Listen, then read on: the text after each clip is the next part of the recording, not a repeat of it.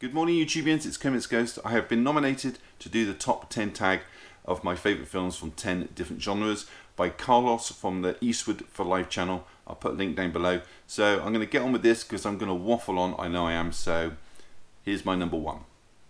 So the first genre is action, and the film I've chosen is Predator from 1987, directed by John McTiernan, the man behind Die Hard and Hunt for Red October.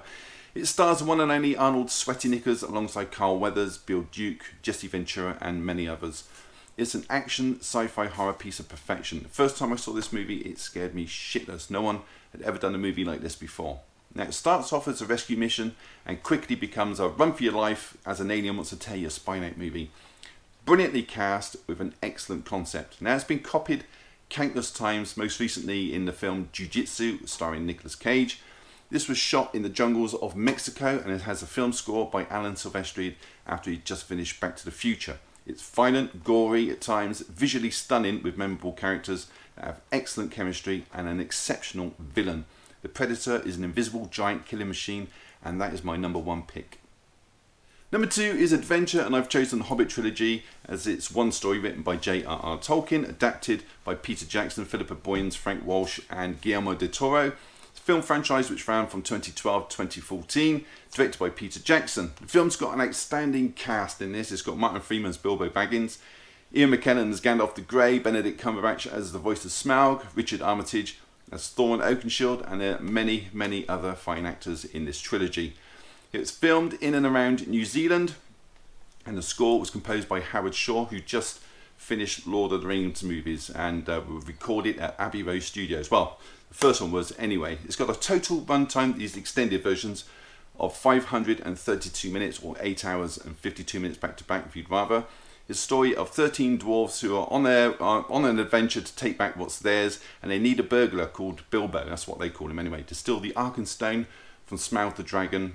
The stone gives Oakenshield the right to rule the kingdom, plus they have to get rid of the occupant of the Lonely Mountain, the fearsome dragon itself. Now, that's it in a nutshell, but there's so much more that goes on within these 9 hours. It's a perfect adventure movie with giant spiders, fighting mountains, orcs, elves, wizards. What's not to like? That's a rhetorical question. So that is my choice for Adventure, the Hobbit trilogy. The next genre is romance, and the film I've chosen is Ghost. Stars Sam Wheat, who is a banker, and lives with his girlfriend Molly Jensen. Now, whilst on a date, Sam is mugged and killed, but reappears instantly as a ghost to protect Molly from the afterlife. It stars Patrick Swayze as Sam and Demi Moore as Molly. Also got Whoopi Goldberg in this as a psychic, Oda Mae Brown, who's a fake psychic at first. It also stars Sam's close friend Carl Brunner, played by Tony Goldwyn. This is an absolutely beautiful movie.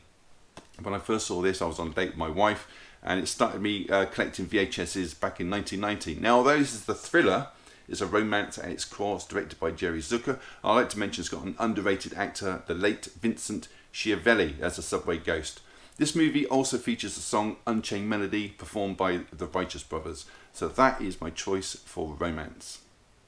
The next genre is science fiction, and I've chosen Time Machine, based on the book by H.G. Wells. Stars Rod Taylor as George Wells, Alan Young as Dr. Philby, Yvette Minimu, I think that's how you say it, as Weena, her first role. Now the story is a Victorian inventor tells his companions that he's invented a time machine. Now, they don't believe him, so he sets off on his travels, first to 1917, where he sees one of his friends has died during World War I. So he moves on to 1940, where the world is at war again, so he continues his travels and goes to 1966, where he sees the Cold War is occurring.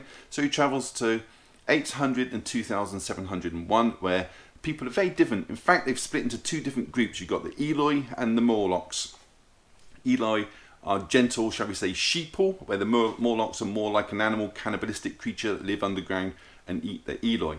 George meets Weena, an Eloi woman. I won't say any more on that because you haven't seen it. It's a great movie from 1960 with a runtime of 103 minutes.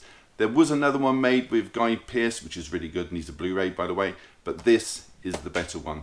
That is my choice for science fiction. The next genre is horror, and the film I've chosen is Amityville Horror from 1979, not the 2005 remake, directed by Stuart Rosenberg, who directed Cool Hand Luke, and stars James Brolin, Josh's dad, and Margot Kidder, Lois Lane, as George and Kathleen Lutz. Now, they buy a house for a steal of a price. The only catch is that the previous tenants were all slaughtered by a family member, Ronald DeFeo Jr., an actual person that inspired the book that this film is based on. Now, this film scared the bejesus out of me when I first saw it around about 1982 and had such an impact on me. I absolutely love it. Kathleen's a devout Catholic who wants the house blessed, but the house has other plans. That would have been a good tagline for this film. Rod Steiger plays Father Frank Delaney, whom the house and its evil presence takes an instant dislike to. The movie's got a tense build-up and a brilliant payoff. Even to this day, if I wake up during the night, I check to see if it's 3:14 on the clock. You'll know what that means if you've ever seen a film. And that was almost 40 years ago.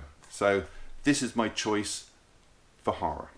The next genre is animation, and I've chosen Aristocats 1970, directed by Wolfman Reitherman, who also directed 101 Dalmatians, Sword in the Stone, Jungle Book, and a couple of the Winnie the Pooh shorts. It's got the voice talents of Phil Harris as Thomas O'Malley. He also voiced Baloo in Jungle Book and Little John in Robin Hood.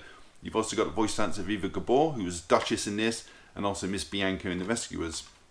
I've also got Sterling Holloway as Roquefort. He was also the voice of the Cheshire Cat in Alice in Wonderland and Sleepy in Snow White. There are also so many great characters in this. You've got Scat Cat, Napoleon the Hound, Uncle Waldo, and of course Edgar Balthazar as the butler.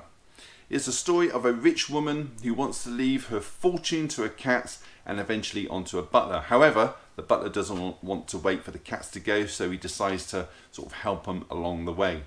This is all hand-drawn. It's one of those old classic hand-drawn ones. It's funny, got great songs, and totally enchanting. Give it a go. Aristocats. That's my choice for animation. The next genre is Western. For that, I've chosen True Grit from 2010, directed by the Coen brothers, Joel and Ethan. And it's produced by Steven Spielberg and adapted from a novel by Charlie Portier of the same name. And it stars Jeff Bridges as Deputy US Marshal Reuben J. Rooster Coburn, Haley Steinfeld as Matty Ross, Matt Damon as the Texas Ranger LaBeef, Josh Brolin as Tom Cheney, Barry Pepper and Donald Gleason are in this as well. It's about a 14-year-old girl, Matty, who hires the reluctant Rooster Coburn to bring the man responsible for killing her father to justice. Beautifully shot with superb characters and acting. In fact, it's one of the best child performances to date in my opinion. It's well written and faultlessly directed. The cinematographer for this was Roger Deaking, CBE. His other works include The Assassination of Jesse James by the coward Robert Ford, The Shawshank Redemption, No Country for Old Men, Skyfall, Blade Runner 2049 and 1917. Do I need to go on? This is a brilliant Western. Next is comic book, and for that I've chosen Hellboy from 2004, written and directed by Guillermo del Toro, based on a Dark Horse comic graphic novel, Seeds of Destruction by Mike Mignola. Ron Perlman in this one is Hellboy, and he's found when Grigory Rasputin opens a portal for the Nazis off the coast of Scotland in a bid to free Ogdru Jahad to help them win the war. He is helped by Obersturmbannführer Karl Ruprecht Kruen, I think it is, an SS officer with no blood and addiction to self-mutilation, and he's a lethal killer to boot. And Americans and British soldiers put pay to their plans by closing the portal, but before they do, Hellboy escapes and grows up in the care of Trevor Butterholm, played by John Hurt. Hellboy is in love with the fellow ex-president of the Bureau for Paranormal Research and Defense, Liz Sherman, played by Selma Blair, who's a pyrokinetic, who starts fires on her own. Also stars Doug Jones as Abe Sapien, voiced by David Hyde Pierce as a highly intelligent amphibious man. There's a standout scene in this set in the Moscow cemetery where Hellboy resurrects a corpse to get directions. It's dark, it's funny, it's original, action-packed, and for me personally, it's the best of the best.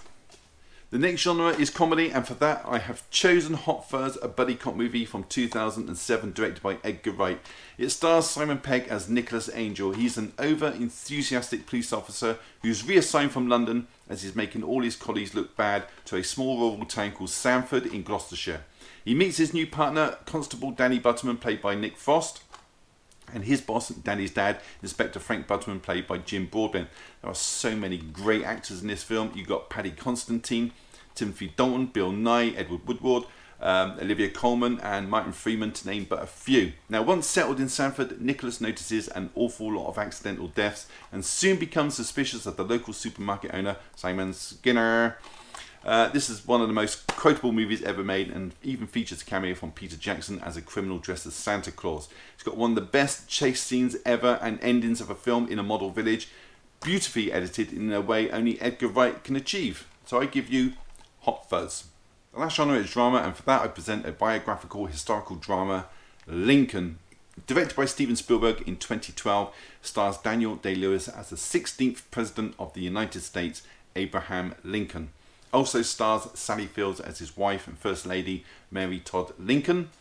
David Strathairn as Secretary of State, William H. Seward. Joseph Gordon-Levitt as Robert Todd Lincoln. James Spader as William N. Bilbo, a Republican Party operative.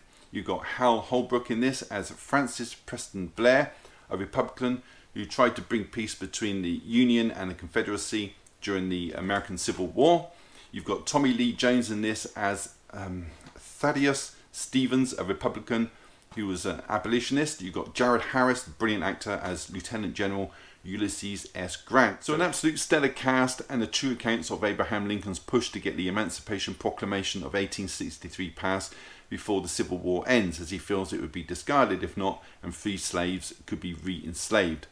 Liam Neeson was going to actually play Lincoln but pulled out for personal reasons, leaving Spielberg to cast his original choice of Daniel Day-Lewis. The musical score was composed by John Williams, and you can tell this was a work of absolute pride from the director to the actors and everyone that gave their absolute best, and is without doubt my favourite film of all time. It's a love letter to American history. I give you Lincoln. So that was my top 10 tag. Now it's customary to choose other people to do the tag, and I'm going to choose Movie Edge. That's you, Mike, the Big Paulie, because I don't think you've been chosen. Gary on the Blu-ray Collector channel, and John from Right Cinemas, and Matt V Movies. But anybody else that wishes to do this, you have my blessing. Sorry if I didn't choose you. I know some of you have already been chosen. I'm trying to avoid like double choosing. Don't feel obligated, and that's about it really. Just a bit of fun.